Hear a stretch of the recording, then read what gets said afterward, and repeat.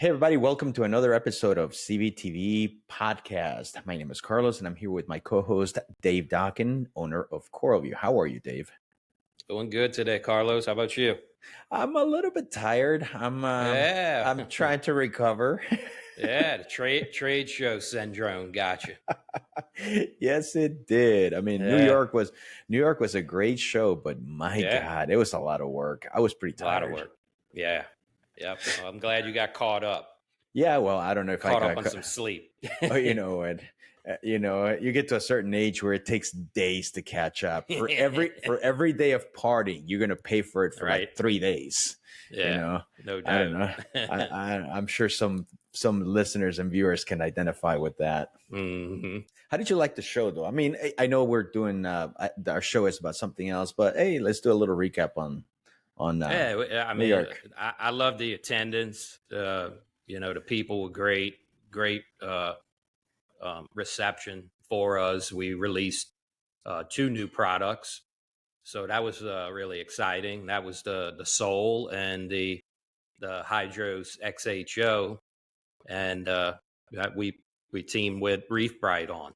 Yeah, and the attendance was insane. Yeah. Somebody told me, because we were inside waiting for the floor to open, and somebody said, "Did you check out the line? It's out the door, across the street, into the parking lot." So I ran out there and got some video in it. Yeah. But I was impressed. Yeah. First day we were busy. Sunday was a slow start, but I think by when they opened at 10, it was kind of like, oh, okay, it's going to be a slow day. Yeah. But then by noon, boom. Yeah, it was on. It's like, whack, you got brick, door just hit you there, and we were busy. Yeah. We were it was slammed. really great. So a lot of excitement and that reception we had for what we're doing with Hydros was really, really nice of everyone. So thank you all for coming out. Yeah, thank you everybody for visiting the booth. We were busy, and the light got great reception. I mean, lighting is very difficult to take videos, and I know it's hard. Our marketing team does a fantastic job of getting pictures and everything, but lighting is just another animal. And the people that were there and looked at the light, they were impressed. I'm not. Yeah.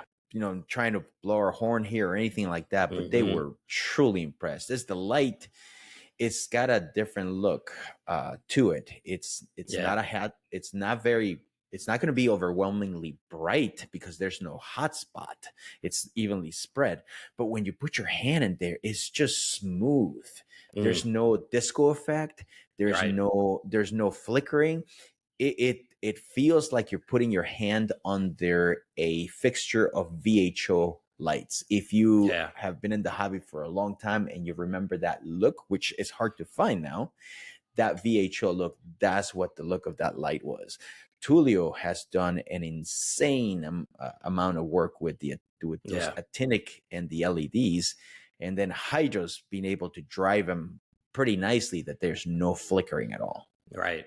Today's show actually has a lot to do with the second product that we released over at New York Wrap, and it's the Soul, which is that dosing, the stepper continuous dosing. Continuous dosing. It can go from 0.1 milliliters down to up to 300 milliliters.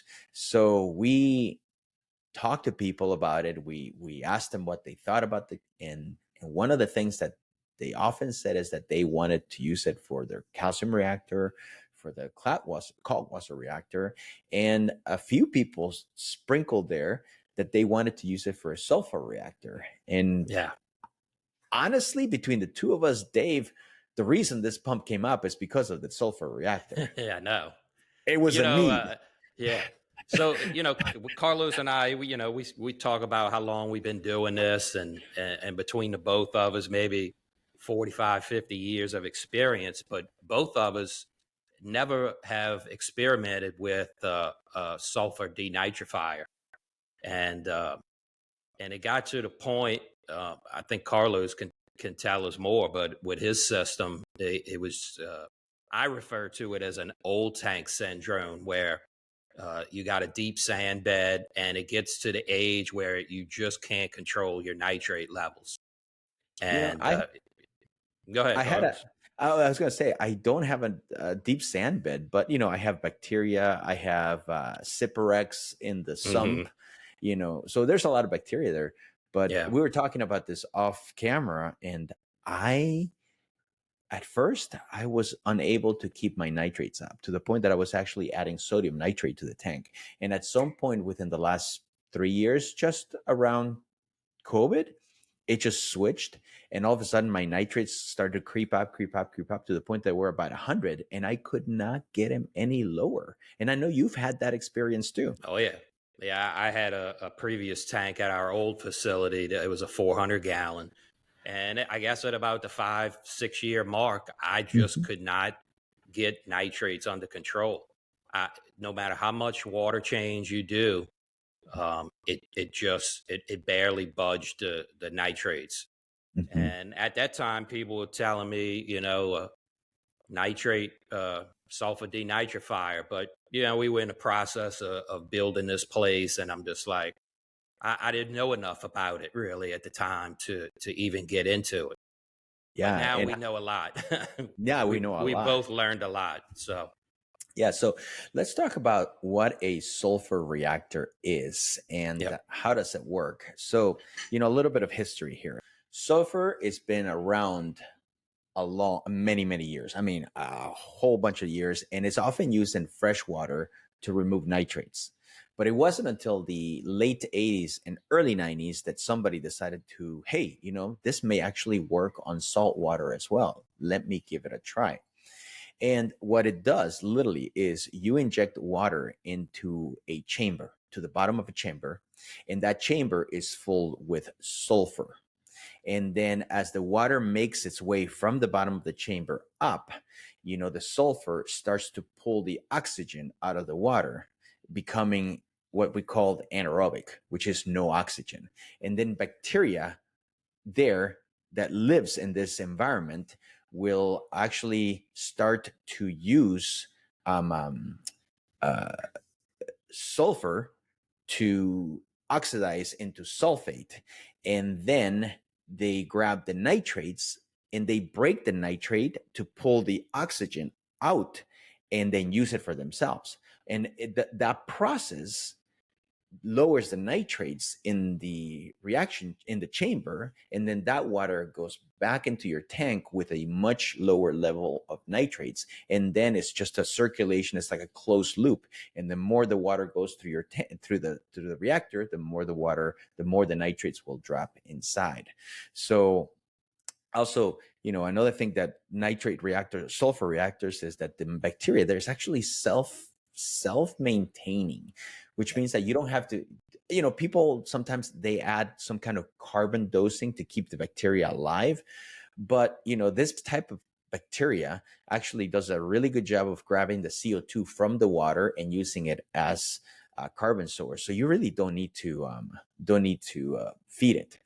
Yeah. The one thing about the sulfur reactor, and I think we're going to go through this, as we go through the show, is that the water, because of the hydrogen and because of all the other stuff that is being the chemical reactions inside, the water inside that reactor tends to be very acidic. Okay, so it drops.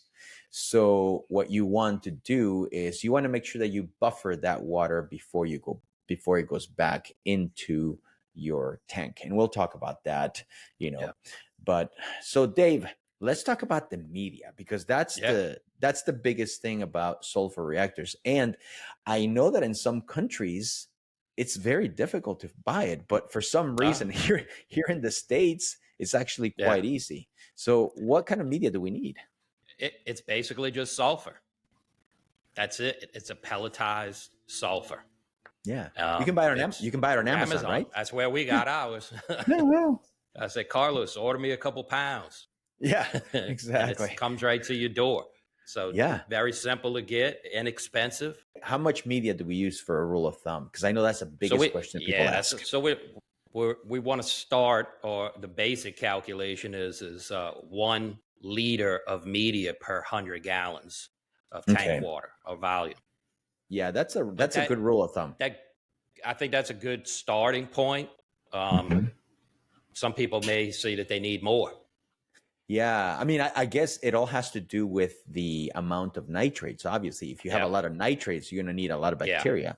But if you're starting with a low level of nitrates, like let's say your tank is really good at staying between 10 and 20 or somewhere around, hovering around that area, Yeah. then you probably are not going to need a pound of nitrate. I mean, a liter of sulfur. You probably want to cut that in half. That's what we'd say. But every system is different. So everything we're telling you here is a starting point. It is not the fact or the law of the land. Yeah. And believe me, we learned, you're gonna once you get set up and going with this and you start testing, there's gonna be some experimenting and things you may have to make adjustments on. Media amount being one of them. Yeah. So, going back to the media itself, when you put this into the reactor, you got to make sure this is not like carbon. This is not like GFO that needs to tumble. This is not like biopellets that need to tumble. This media actually, it shouldn't tumble at all, and it should be pretty packed to make sure that the water goes through it. And yeah, like Dave said, this reactor to me should be called the patience reactor. Yeah. Because everything is so slow. I mean, you make a change and it takes 36 to 48 hours for you to actually see the change. So if you're the kind of person that just is too antsy and needs to tinker, this is probably not going to be the reactor for you. And or leave it alone, because the more you tinker with it, the more it will frustrate you. This is like a cat. Yes. If you screw with the cat, some cats, just leave them alone. They do their thing, because if you screw with it, you're going to get swiped. Yep. and trust me, this reactor will swipe at you. Yeah. If you're bugging it too much, it'll tell you, leave me alone. Yeah. So patience. But with that in mind, once it is dialed in, it's on cruise control. Just leave it alone. Exactly. I don't have to come back home to walk the cat. It's self-sustained. It's not like a dog. It's not like a dog. Yeah, no. So anyway, so patience is number one, you know. So let's talk about setting it up. So the first thing you do is you add the 1 liter of media per 100 gallons of water. All right, you put that into the reactor. What kind of reactor do we use, Dave? I mean, I know there's companies out there that have actual sulfur reactors, but I use a calcium reactor. Reactor, would work. I use just a big media reactor, and it's basically coming off of my manifold, and I control that with the sole pump on the output. So you have what we call a passive reactor, which means that just media goes through. It's a chamber, literally. It's just a chamber with the sulfur, and then the water goes under, it goes up, and then it goes right out to your tank.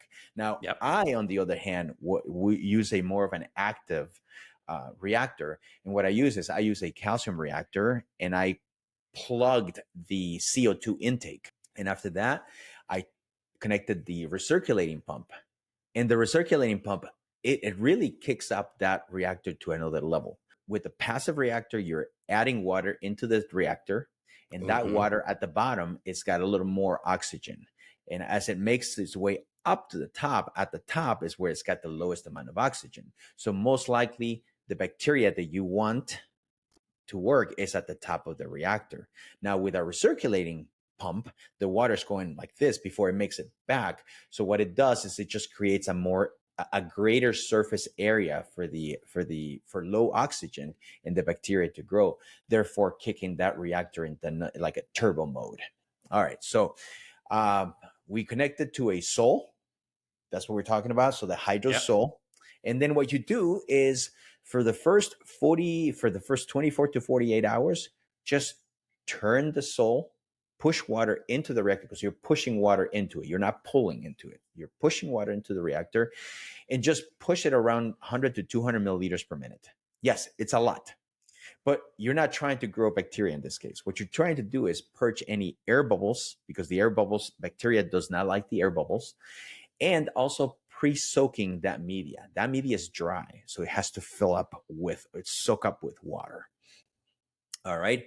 And then what you do is, after about 48 hours, then you go ahead and slow down. You hit the brakes. You slow down that effluent.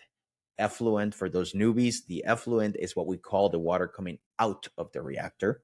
Okay, so we slow down that effluent to about 1 drop per second. I mean, you're literally hitting the brakes. Drip. Drip, and so forth. And then walk away. Walk away. Don't measure anything. Walk away. Walk away for about 36 to 48 hours, and then come back and measure the effluent. And what you want to do is, you want to make sure that the effluent gets to 0. So once that effluent gets to 0, then you go ahead and increase the flow with your Hydros app from 1 drop per second to maybe 1 or 2 milliliters per minute, which is, give you the drip, drip, drip, drip, and then walk away and wait another 48 hours. Then you measure again. If the effluent is at 0, you repeat the process again. If the effluent is not at 0, you wait. And I know that's so hard to do for people. You wait, and then you wait a couple more days, and then test again. And when it gets to 0, then you do it again. It's literally, this is not something that you're going to be able to set up in 1 week, Dave. It's going to take 2 months. Easy. I was getting frustrated because thinking I was doing something wrong, thinking this thing's not going to work. Do I not have enough media? It just takes time. I know. Until you can colonize that media with enough bacteria to allow that bacteria to basically eat the nitrates. Yeah. Now you can cheat, right, Dave? I mean, you can cheat when it comes to bacteria. I did a little cheating, and I added Faunamarin makes a bacteria for a new tank setup. And it's a little 100 milliliter bottle of this bacteria. And I actually added 2 of those to the media. I just poured it right into it. And let it, and it really gave it a boost. Yep, it does. So you keep doing this, repeating this process. So you increase 1 to 2 milliliters, you wait a couple of days, it gets to 0, you increase again, and repeat and repeat and repeat. And you're going to repeat this process until you get to around 50 to 75 milliliters per minute, which gives you about, that's the rule of thumb in terms of flow. All right. At the same time, because you have a Hydros controller, what you want to do is you want to keep an eye on that ORP. So on the calcium reactor chamber, instead of using the calcium reactor, instead of using a pH probe, you're going to use an ORP probe. Okay. And what you want to do is you want to make sure that that ORP does not get to be below negative 300 millivolts. So I think this really needs to have a caution on this step, Carlos, because if you get below this negative 300, you're going to turn that media to hydrogen sulfide. Yes. And basically it smells like rotten eggs.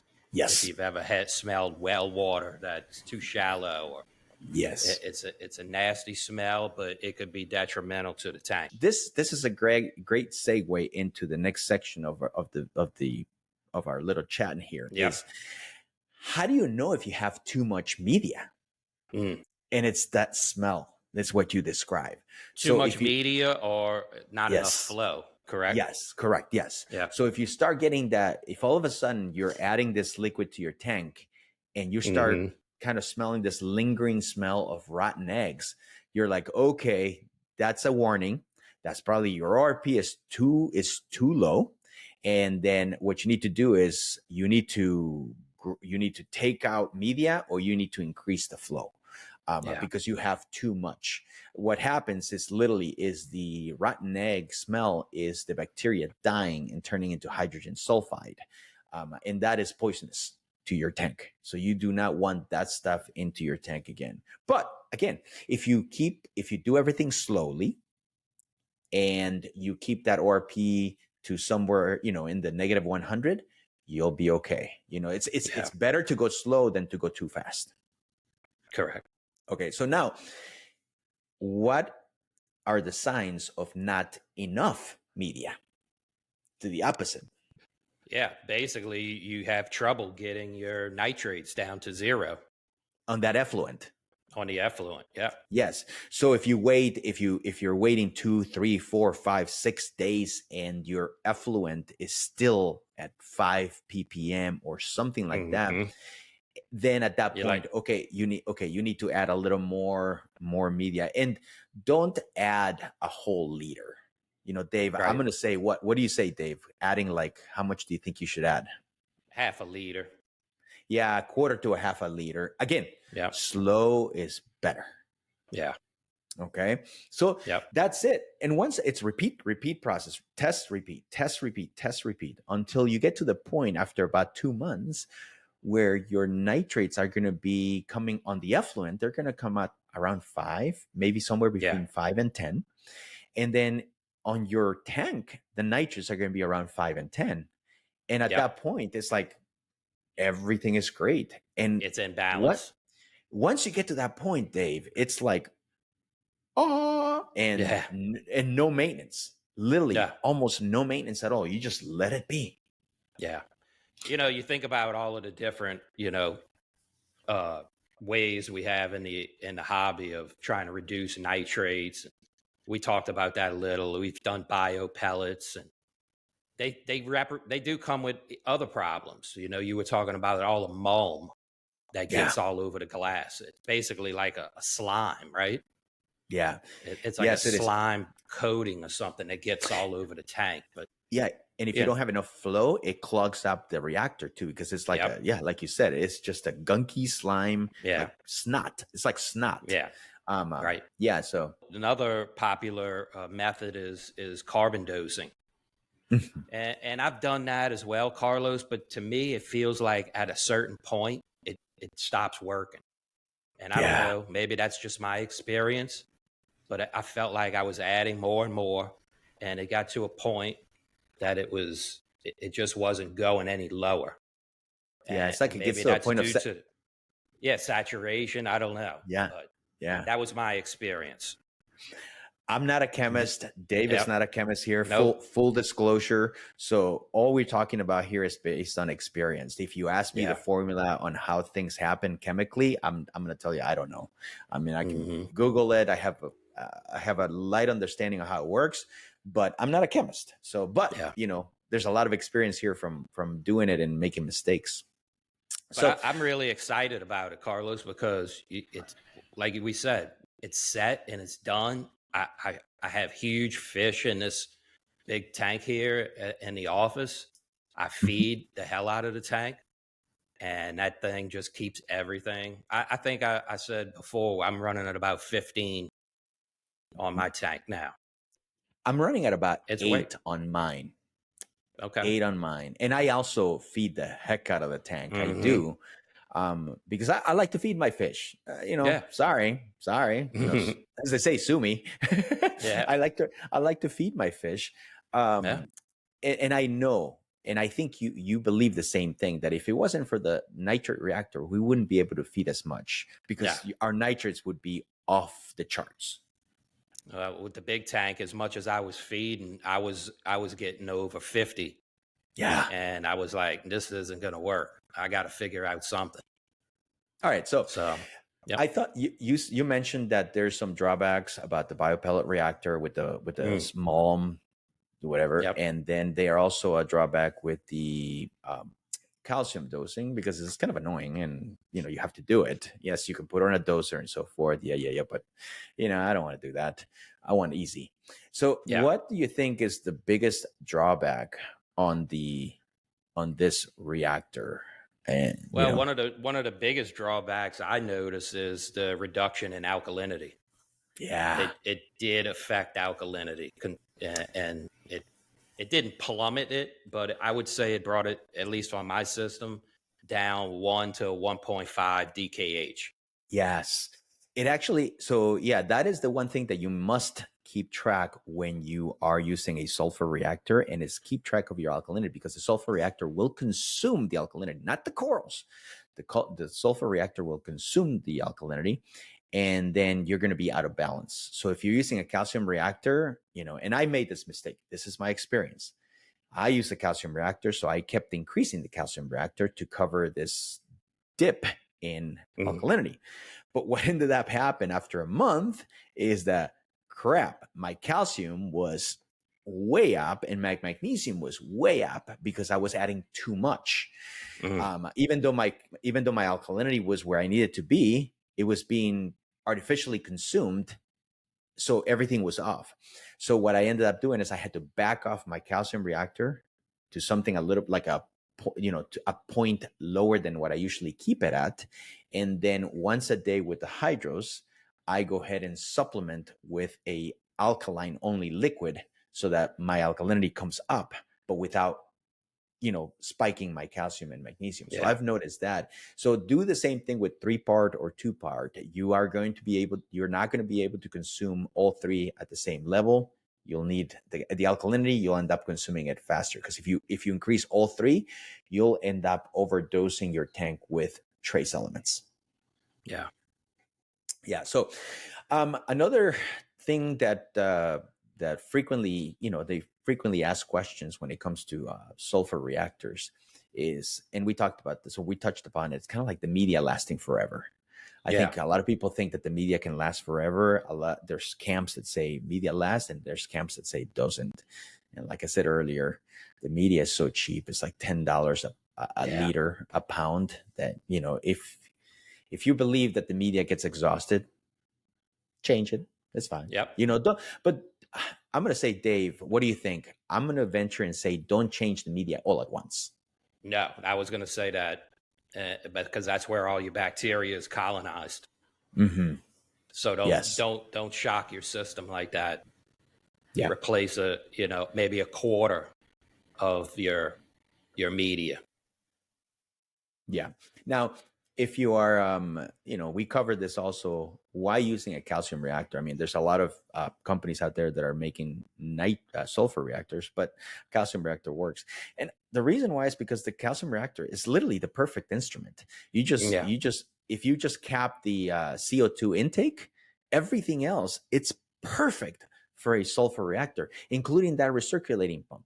And that recirculating pump really helps with the efficiency of the reactor, right? I agree. And I because I don't have a recirculating, I'm just using that passive flow through reactor.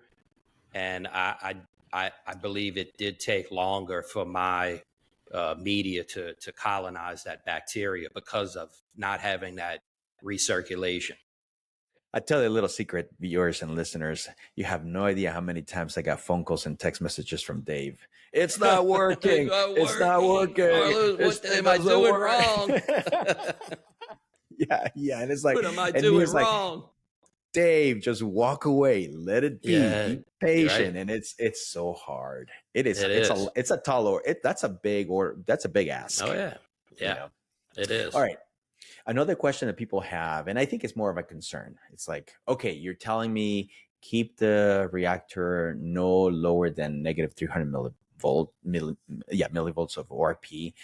You're also telling me that don't add too much media. But you know what? I've done some reading, and I'm just scared of hydrogen sulfide. So what can a person do in order to kind of mitigate that? If there is any hydrogen sulfide that is going to try to make it back to the tank, how do I take care of that? So we got a couple of suggestions that I've never tried them, but I saw them online a couple of times. So Dave, the first one was to put the effluent near the skimmer intake. Yeah, that'll allow it to aerate and expel any excess hydrogen sulfide. Yeah, and then there's another one too, right? Which I was like off the top. Yeah. I'm like, wait a minute, but it's actually kind of cool. So, and Yeah, it's place the effluent output near a GFO reactor, and mm-hmm. that will convert any of the excess hydrogen sulfide to an into elemental sulfur. yeah, exactly. So if you just inject it or put it near the intake, and that should help to some extent. Obviously, again, we are not chemists here, so take this with a grain of salt and do it carefully. Okay, and I would add one more to that too. Carlos is the basic smell test. Take your little cup and collect it on the output and just sniff it. Put your nose right up to that little collection of it, and you'll smell it if that, because that's a pungent rotten egg smell. You will detect it. Yes, you will detect it. Now, we talked about the alkalinity dropping, and then we also talked about the water being very acidic. So one of the things that people can do when you have a sulfur reactor is you take calcium reactor media, and then you put that calcium reactor media. So you pack the sulfur first, then you put a sponge or something to pack the sulfur down, and then you're going to fill it up with calcium reactor media. And what that does is it helps buffer the water, bring that acidic water back up a little bit, and also add a little bit of alkalinity back into the water before it makes it back into your tank. You could do that as well. Yeah. One little tip is we sell these type of filter socks, Carlos, that has zippers on them. So instead of just putting calcium reactor media in there and then say you need to add more or replace your sulfur media, then you would have to break it all down, pull out, scoop out the calcium reactor media. So putting them in these zipper sacks that we sell is what I did, and it makes it really easy. You just pull the sacks out with the calcium reactor media, and then you have right to access to the sulfur media. Absolutely, from personal experience, because I put the reactor media in there, and then I had to remove media, and the only way I was able to remove the sulfur media, was actually to dump everything out, and it was just a pain in the ass, and I didn't want to do that. So so like the one warning though, if you decide to go, I can get it on Amazon. Yes, you can get it on Amazon. Just when you get it on Amazon, make sure that they are 100% plastic zippers. You're actually better off with a string, because if you get a metal zipper, you will rust it. It'll rust because it's salt water. This is not fresh water. This is salt water. So remember that. Yeah, that's a great tip, Dave. I mean, I think that's the patience is another tip. Constantly testing. You're going to be testing twice. So be ready to spend some money for the first 2 or 3 months of your whatever you're testing with. In all transparency, I think both of us here used the HANA checkers. Yeah, we used it for a long time. So we burned through that reagent for sure. Just be prepared to have enough on hand. Yeah, be prepared to have enough on hand. And one thing that I noticed in here with the HANA reactor, and I'll just leave it as very short, is that make sure you test multiple times. Because sometimes, and this happens with every machine, sometimes you do a test and they're like, wait a minute, that seems like that doesn't seem right. If it doesn't seem right, don't just ignore it. If a reading comes back, it's like if you had yesterday you had 0 and today you have 16, it's like, wait a minute. Don't accept that.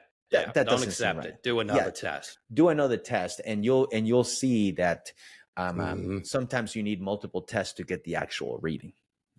So don't stop at one. And that's about it, Dave. I mean, I think it's not that hard. It's not a very difficult thing. Yeah, not at all. It's like you said, it goes down to the patience game. Yeah. Can you wait it out? But to me, wow, is it worth it when you got that thing dialed in? It is an amazing tool at our disposal.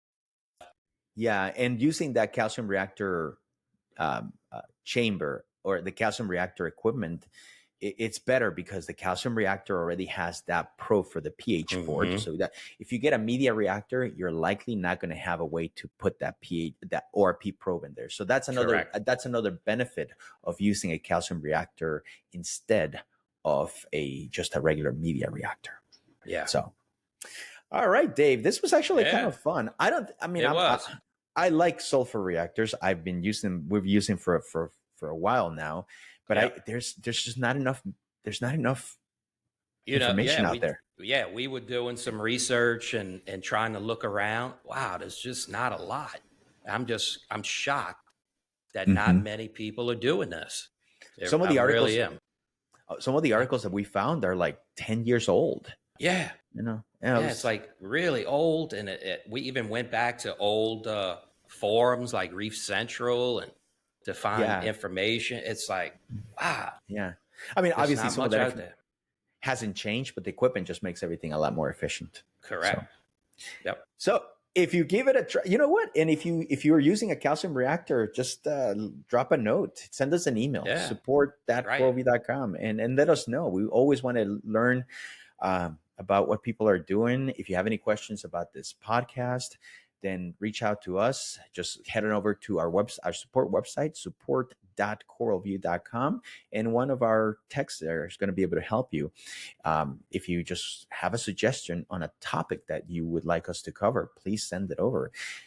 Again, this is a CVtv podcast. We are available on Spotify. If you subscribe, you'll be notified right away. It's a great way to, I listen to this in the car. Not that I listen to myself in the car, but I like consuming podcasts in the car. Yeah. That's what I meant to say. Yeah. And if you want to see our beautiful faces or our mugshots, please head on over to YouTube and sign up, register, subscribe, and you'll also be notified. I'd like to thank our listeners and our viewers. You are the ones that make this happen. I also like to thank April, our producer, and Jeremy for all the graphics and the hard work that they put into this show after we record it. Thank you, Dave, as always, for being my co-host. Thank you. Good job. So we appreciate it. We appreciate you all, and thank you for watching, and we'll see you next time.